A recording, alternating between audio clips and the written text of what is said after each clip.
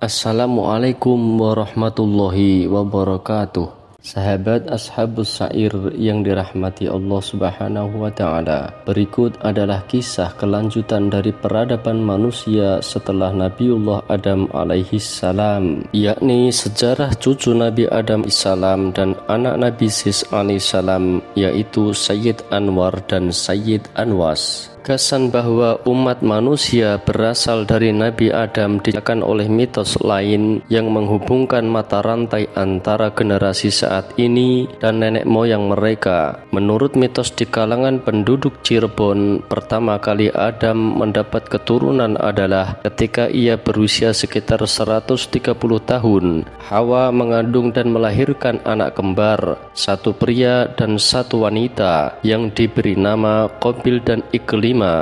Secara keseluruhan, Hawa melahirkan sampai 42 kali dan setiap kelahiran adalah kembar atau satu laki-laki dan satu perempuan, kecuali pada kelahiran yang keenam, yaitu ketika Hawa mengandung hanya satu anak laki-laki, yaitu Sis, dan yang ke-40 kali yaitu ketika mengandung hanya seorang anak perempuan yang bernama Hunun. Ketika Hawa melahirkan pasangan kembar yang kelima, Adam menetapkan aturan perkawinan bahwa anak laki-laki yang tampan harus menikah dengan anak perempuan yang tidak cantik, sedangkan anak laki-laki yang tidak tampan harus menikah dengan anak perempuan yang cantik.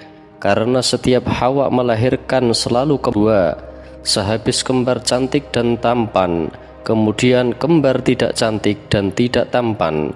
Dengan demikian, menurut aturan ini dipastikan bahwa tak seorang anak pun yang bisa menikahi kembarannya. Pada tahap ini, iblis yang telah menyebabkan mereka dilempar dari surga menyiapkan sebuah rencana baru. Ia mencoba lagi mengganggu Adam dan Hawa, tetapi tidak bisa melakukannya dengan cara yang sama seperti ia telah melakukannya di surga, sebab mereka telah menjadi sangat berbeda. Adam dan Hawa adalah makhluk fisik atau jasmani kasar, sedangkan iblis sendiri adalah makhluk non-fisik atau rohani halus.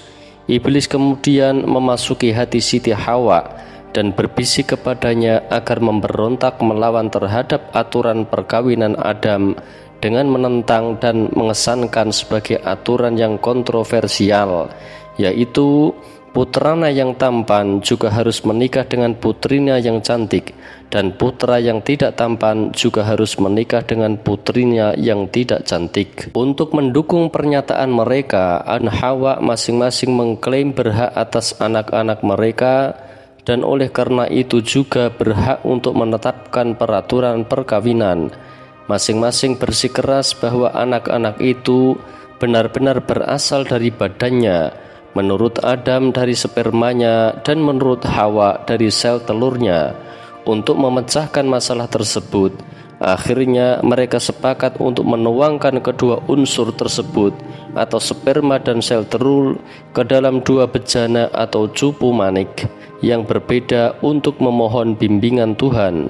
Suatu hari setelah berdoa, muncullah angin yang cukup kencang menerbangkan bejana Siti Hawa. Ketika itu Adam berusia sekitar 160 tahun. Di dalam bejananya berkembanglah seorang bayi laki-laki yang manis. Mereka kemudian paham bahwa semua yang telah terjadi adalah kehendak Tuhan, lalu memberi nama bayi itu Sis. Sejak saat itu, aturan perkawinan yang dirancang oleh Adam pun berlaku. Keseluruhan populasi manusia dunia oleh karena itu turun dari Adam melalui atau sampai anak laki-lakinya, kecuali yang tidak menikah sebab dia dilahirkan tanpa kembaran, dan Habil yang dibunuh sebelum mempunyai anak, termasuk Sis yang mendapatkan istrinya dengan cara berbeda. Sahabat Ashabus Syair yang dirahmati Allah, iblis tidak berhenti mengganggu. Ia beralih kepada anak-anaknya sebagai hasil usahanya. Di luar dari yang 40 perkawinan antara anak-anak Adam, ada 3 pasang yang memilih menentang aturan perkawinan dan menikahi pasangan kembar mereka yang tampan dan cantik. Mereka adalah pasangan kembar sulung. Kabil menikahi Aglima. Pasangan kembar kelima, Haris menikahi Dayuna. Pasangan kembar ke-15, Lata menikahi Uzza atau Ujiyah. Kabil menikahi Aglima setelah pembunuhan suaminya Habil. Untuk menyatakan pemberontakannya, mereka meninggalkan tempat Adam. Kabil dan Aglima ke selatan Afrika, sedangkan Lata dan Uzza ke arah barat Afrika atau Eropa, dan Haris dan Dayuna pergi ke arah timur ke negeri Cina. Tanpa menetapkan dari pasangan mana penduduk asli Jawa dimulai, mitos ini mengatakan bahwa ekspedisi laut yang pertama ke Pulau Jawa diadakan oleh Wazir Asia Barat Alexander the Great atau Iskandar Zulkarnain, Nabi Zulkarnain. Ia sengaja mengirim sebanyak 2.000 laki-laki dan perempuan untuk menduduki Pulau Jawa. Sayangnya mereka menemui ketidaknyamanan dan sebagian besar mereka dibunuh oleh penghuni asli, termasuk beberapa macam binatang buas liar, lelembut dan dedemit atau hantu. Tidak lebih dari 100 orang yang tersisa dan kembali ke Asia Barat. Ekspedisi kedua dikirim lagi, tetapi dengan kewaspadaan tinggi, turut serta sejumlah tetua yang bijak dan suku-suku yang berbeda, terutama sekali orang-orang dari selatan dan Asia Tenggara atau Keling dan Campa. Ada sekitar 20.000 laki-laki dan perempuan yang dipimpin oleh Syekh Subakir yang mendarat di Pulau Jawa. Syekh Subakir segera pergi ke Gunung Tidar, di mana ia menemui Semar dan Togok, para pemimpin makhluk halus di Jawa, dan merundingkannya dengan mereka. Mereka akhirnya mencapai suatu persetujuan dengan membiarkan pendatang baru itu untuk tinggal di Pulau Jawa, dengan syarat mereka harus sadar bahwa Pulau Jawa sesungguhnya dihuni oleh banyak makhluk halus, sehingga kedua belah pihak, terutama pendatang pertama atau penghuni asli, yang lebih dulu harus berusaha untuk mendukung kehidupan bersama yang tenang atau rukun satu sama lain. Sejak saat itu, Pulau Jawa telah dihuni oleh makhluk halus dan juga manusia. Sahabat Ashabus Syair yang dirahmati Allah, kita kembali ke kisah Nabiullah Adam alaihissalam. Posisi keturunan Nabi Adam, Sis, menjadi makin signifikan. Mitos mengatakan bahwa Sis tadinya adalah salah satu dari anak-anak Adam yang paling terkasih, dan oleh generasi kemudian kepadanya figur mitos penting ditujukan. Ia menikah dengan Dewi Mulat. Namun siapa dia, dari mana dia datang, dan bagaimana Sis berjumpa dengannya tidak diuraikan. Sis pada sisi lain digambarkan sebagai anak yang berkelakuan baik, sehingga kemudian setelah Adam meninggal pada usia 960 tahun, Sis menerima warisan kenabian dari Adam alaihissalam. Hal ini menjadikan kebanggaan dan sekaligus kecemburuan pada diri Azazil atau Raja Jin. Azazil ingin dan kemudian mencoba untuk mempunyai keturunan yang bisa mengambil alih atau paling tidak membawa kemuliaan Adam dan Sis. Ia ingin Sis menikahi putrinya Delajah. Namun sayangnya Sis telah menikahi Dewi Mulat. Bagaimanapun juga Azazil tidak berputus asa. Sebagai gantinya ia membuat segala cara yang mungkin untuk mewujudkan hasratnya. Ia menyihir putrinya Delajah ke dalam diri Dewi Mulat dan dengan diam-diam menaruhnya di samping Sis. Pada waktu yang sama, ia membawa Dewi Mulat. Setelah tahu dengan pasti bahwa Delajah telah dihamili, ia melepaskannya dan dengan seketika menggantinya dengan Dewi Mulat karena takut ketahuan. Beberapa waktu kemudian, bersamaan dengan terbitnya matahari, Dewi Mulat melahirkan 2 orang anak Sis. Yang satu berwujud bayi normal, sedangkan yang satunya berwujud cahaya. Di lain tempat, pada saat matahari terbenam, Delajah juga melahirkan putra Sis, namun berwujud darah yang berkilauan. Diam-diam Azazil membawa cucunya itu untuk dipersatukan dengan putra Mulat yang berwujud cahaya. Terciptalah seorang bayi laki-laki yang tubuhnya memancarkan cahaya tapi tidak bisa diraba. Nabi Adam alaihissalam kemudian memberikan nama kepada kedua cucunya tersebut. Bayi yang bertumbuh normal diberi nama Anwas, sedangkan yang memancarkan cahaya diberi nama Anwar. Sahabat Ashabus Syair yang dirahmati Allah, dua bayi tersebut, satu manusia dan satunya lagi sesungguhnya adalah jin, dirawat dengan cinta dan kasih sayang. Bahkan ketika Adam telah sadar bahwa Azazil yang telah campur tangan dalam hubungan tersebut selama masa kanak-kanak mereka menghormati kakek dan nenek dan orang mereka dengan sangat baik dan bangga akan mereka.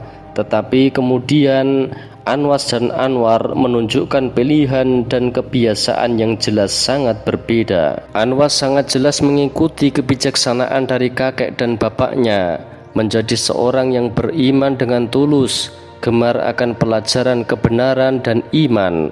Anwar bagaimanapun senang akan pengembaraan untuk mencari kebijaksanaan melalui perenungan dalam ketenangan dan tempat-tempat asing aneh, seperti di atas pegunungan, di dalam rimba raya, dan di dalam gua.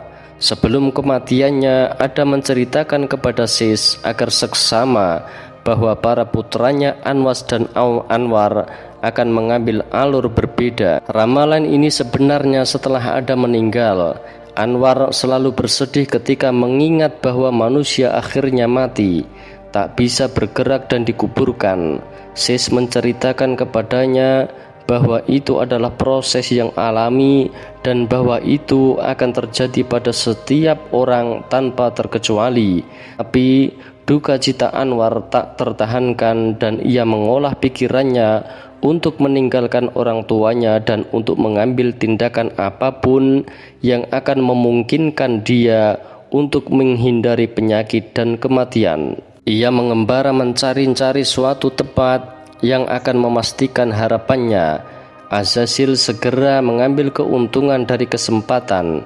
Ia menemui Anwar yang sesungguhnya adalah cucunya dan menceritakan kepadanya bahwa keputusannya adalah baik dan ia berjanji untuk membantunya. Sahabat Ashabus Syair yang dirahmati Allah, Azazil membimbing Anwar ke arah utara ke Dulmat. Di sini Azazil melakukan sesuatu tindakan magis. Pertama, dengan membuat awan tebal yang membungkus badan mereka bersama-sama. Seketika awan menghilang, sebuah sumber air nampak di depan mereka. Ia meminta Anwar untuk minum sebanaknya, sekuat kemampuannya, serta agar berendam di sumber air yang disebut Tirta Marta Kamandanu atau air kehidupan. Air kehidupan kekal. Ia juga memberi Anwar bejananya Siti Hawa yang disebut Cupu Manik Astagina, bejana permata dengan 8 keistimewaan yang telah ditemukan Azazil setelah bejana itu diterbangkan oleh angin yang kencang. Ia meminta Anwar untuk mengisinya dengan air untuk beberapa keperluan di masa mendatang. Salah satu keistimewaan bejana tersebut bahwa air di dalamnya tidak akan pernah habis. Azazil kemudian memimpinnya keluar dari tempat ini dan menceritakan kepadanya agar mengambil sekuntum tumbuhan rewan yang akan ia temukan dalam perjalanan kembalinya. Akarnya disebut lataman sadi yang mujarab untuk mengobati segala macam penyakit. Azazil kemudian menghilang, membiarkan Anwar dalam keadaan ragu-ragu kemana akan pergi. Tetapi pada akhirnya Anwar menemukan tumbuhan tersebut dan ia dengan gembira mengambil sebagian dari akar lataman sadi. Pada waktu itu Anwar telah menemukan berbagai hal yang penting yang ia benar-benar menginginkannya: menghindari penyakit dengan menguasai lataman sadi, dan menghindari kematian dengan minum dan mandi dengan air kehidupan kekal. Ia mempunyai lebih banyak lagi bejana permata, 8 keistimewaan, dan beberapa cacar kehidupan kekal. Setiap ia menginginkan masih ada lagi. Mitos melanjutkan dengan cerita bagaimana Anwar di bawah bimbingan Azazil dapat berjalan dan bergerak dengan kecepatan rohani yang hebat. Misalnya, ia terdorong untuk melakukan petualangan lebih lanjut ke Irak, di mana di sana ia berjumpa dengan para malaikat yang dikutuk, yaitu Harut dan Marut, yang mengajarinya ilmu astrologi untuk mengetahui apa yang akan terjadi di masa mendatang. Di Afrika ia berjumpa dengan paman dan bibinya, yaitu Lata dan Uzza, putra dan putri Adam yang suka menentang, yang mengajarinya bagaimana cara memperoleh kehidupan nyaman dengan berkelimpahan. Di Gunung Cauldron di muara Sungai Nil, Anwar berjumpa lagi dengan Azazil, tetapi ia tak mengenalinya. Azazil memberinya pengalaman mistis melihat surga, diajarinya agar dapat bergerak lebih cepat daripada angin, dan memberinya hadiah yang mahal, yaitu Ratna Jumilah, sebuah intan permata seperti lampu bersinar yang bisa membimbing ke jalan yang lebih terang. Azazil mengajarinya dan memberinya hak otoritas untuk mengajarkan doktrin tentang kehidupan kekal melalui reinkarnasi dan untuk mencapai surga bagi mereka yang tidak ingin menjelma lagi atau dalam reinkarnasi. Azazil juga memintanya untuk mengejar pengetahuan yang lebih lanjut seperti pencerahan di antara Pulau Maldewa dan Laksdewa yang bernama Lemah Dewani. Disitulah Sayyid Anwar melakukan pabrata dengan cara melihat matahari mulai terbit sampai tenggelam. Setelah 7 tahun bertapa, daya linuwih pada Sayyid Anwar terolah hebat sehingga bisa menghilang atau kasat mata. Dalam pengembaraannya di Lemah Dewani, Sayyid Anwar banyak bertarung dengan para jin dan membuat mereka tunduk di bawah kekuasaannya. Mendengar kehebatan Sayyid Anwar, lama-lama banyak kaum jin yang memilih mengabdi padanya. Kejadian tersebut sangat mengganggu Prabu Nuradi, para raja jin yang menguasai Lemah Dewani. Prabu Nuradi melabrak Sayyid Anwar dan mengajaknya bertarung. Dalam pertarungan itu, Prabu Nuradi kalah dan tunduk pada kekuasaan Sayyid Anwar. Prabu Nuradi memilih turun tahta lalu mengangkat Sayyid Anwar menjadi raja para jin dan menyerahkan putrinya menjadi istri. Ketika menjadi raja jin, Sayyid Anwar mendapatkan Prabu Nurasa. Prabu Nurasa yang telah memiliki kehidupan abadi kemudian tinggal di tempat tinggi dan meminta izin pada Yang Maha Esa untuk mengangkat diri sebagai Tuhan semesta alam. Yang Maha Esa mengabulkan dan membiarkan Prabu Nurasa murtad dari ajaran keturunan Nabi Adam alaihissalam. Ketika menjadi raja, Lemah Dewani diubah nama menjadi Tanah Jawi atau Tanah Jawa. Dari Prabu Nurasa lahirlah keturunan-keturunannya yang kemudian menjadi para dewa melalui dari Batara Guru sampai raja-raja di Tanah Jawa. Sahabat Ashabus Syair yang dirahmati Allah, tidak sama dengan Sayyid Anwar yang dulu dilahirkan sebagai ruh dan yang membentuk agamanya sendiri setelah melakukan perenungan dan pencarian panjang dalam hal kebijaksanaan di bawah bimbingan Azazil. Sayyid Anwar dilahirkan sebagai manusia nyata yang mengikuti agama risalah dari kakeknya, yaitu Nabi Adam alaihissalam dan bapaknya Nabi Sis alaihissalam. Ia memperoleh keturunan yang juga nabi, termasuk baginda Nabi Muhammad SAW, itu nabi yang terakhir. Mereka meneruskan agama Allah kepada yang mau menerimanya. Menurut mitos, skenario Azazil tidak berakhir dengan Anwar. Yang menjadi perhatian utamanya adalah untuk mempunyai keturunan yang menjaga kemuliaan sis antara jin dan manusia. Di kemudian hari, dari perkawinan silang keturunan Anwar dengan jenis manusia, muncullah beberapa jenis keturunan. Ada yang jin, ada yang manusia, juga ada yang setengah jin, setengah manusia. Beberapa di antara mereka adalah figur terhormat dari kalangan jin, yaitu Sang Hyang, Dari jenis manusia adalah sang prabu atau pandita dan lain-lain, dan di antara yang setengah jin setengah manusia adalah betara dan bagawan. Keturunan yang terakhir ini dengan tradisi agama mereka atau agama Sang Hyang yang menduduki Pulau Jawa yang mendahului Islam. Di lingkungan wilayah Cirebon, keseluruhan mitos ini menjadi bagian dari tradisi kesusastraan yang berkaitan dengan menjadi mata rantai dengan bapak penemu mereka, yaitu Sunan Gunung Jati. Dari Adam dapat diusut dari kedua Anwar dan Anwas. Ibu Sunan Gunung Jati yaitu Rara Santang adalah putri Prabu Siliwangi Raja Pajajaran, keturunan Jawa ke-41 dari Betara Guru, dan keturunan ke-45 dari Sang Hyang Nurasa, putra Sis, putra Adam. Ayah Sunan Gunung Jati adalah Syarif Abdullah, wasir kerajaan Turki di Mesir, keturunan ke-21 dari baginda Nabi Muhammad SAW, sedangkan baginda Nabi Muhammad SAW sendiri adalah keturunan ke-37 dari Anwas, putra Sis dan putra Adam alaihissalam. Pesan di balik mitos ini telah jelas sudah. Pada suatu sisi, Sunan Gunung Jati dan keturunannya mempunyai hak-hak legitimasi kepemimpinan baik secara rohani maupun politis bagi seluruh penduduk Jawa, para pengikut Sang Hyang, orang Islam, makhluk halus atau manusia, sepanjang mereka adalah keturunan Adam dan jin. Dengan begitu mereka semua harus tinggal dalam keselarasan atau rukun di bawah kepemimpinan keturunannya. Pada sisi lain, mitos ini secara implisit menyatakan bahwa Allah adalah yang maha tertinggi dan yang maha esa, sedangkan dewa-dewa lain yang sebagian besar jenisnya nenek moyang kita yang layak untuk dihormati, puja atau disembah, hadapi kuasa ilahi mandiri dan real. Jika mereka menunjukkan suatu kekuatan, adalah sebab Tuhan telah memberikan kepada mereka. Kekuatan mereka dapat dicabut kapan saja ketika Tuhan mau. Lebih dari itu, seperti halnya kita, mereka hanya putra Adam. Adam sendiri adalah ciptaan Tuhan yang pernah suatu kali dihukum.